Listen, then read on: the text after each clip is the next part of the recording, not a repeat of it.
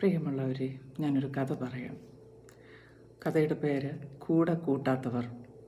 കീറിപ്പറഞ്ഞ അഴുക്ക് പുരണ്ട ഷർട്ടും പഴകി നരച്ച നിക്കറും ജട പിടിച്ച ചെമ്പിച്ച മുടിയും ചെമ്മണ്ണ് വാരി തേച്ച പോലുള്ള കൈയും കാലും മുഖവും.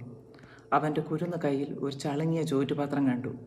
അവൻ്റെ കുഞ്ഞു കണ്ണ് എൻ്റെ കണ്ണിൽ ഉടക്കിയപ്പോൾ മിന്നലേറ്റ പോലെ അനങ്ങാൻ പറ്റാതെ തൊണ്ടയിടറി ഞാൻ നിന്നുപോയി. അടുത്തേക്ക് ചെന്നപ്പോൾ അവനെ വല്ലാത്ത ഒരു ഉളുമ്പുനാറ്റം. കുളിക്കാഞ്ഞിട്ടാവാം. കൂട്ടിക്കൊണ്ട് പോയേനെ എൻ്റെ കൂടെ.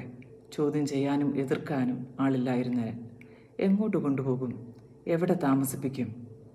എങ്ങനെ അവൻ്റെ ക്ഷീണം മാറ്റിയെടുക്കും? ഉത്തരമില്ല. അവനൊരു പുലിക്കുട്ടിയാ, മിടുക്കനാ. ക്യാൻറ്റീൻ മുതലാളിയുടെ ഇടിവെട്ടൽ പോലെയുള്ള സ്വരം പുറകിൽ നിന്നും ഞാൻ കേട്ടു. അതെ, എല്ലാം തികഞ്ഞ് കവിഞ്ഞ് ഒഴുകുന്നവരുടെ ലോകത്ത് തൻ്റെ ലളിത ജീവിതമായി അവൻ നെഞ്ചും വിരിച്ച് നിന്നത് അവൻ പുലിക്കുട്ടി ആയതുകൊണ്ട് തന്നെയാണ്. വർഷങ്ങൾ കടന്നുപോയി. അവൻ്റെ ആ നോട്ടവും ഭാവവും ഇന്നും എൻ്റെ മനസ്സിൽ കിടക്കുന്നു.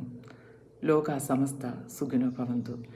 ഇതൊരു വെറും കഥയല്ല. ഇതിലെ കഥാപാത്രങ്ങൾ ഇപ്പോഴും ജീവിച്ചിരിക്കുന്നു.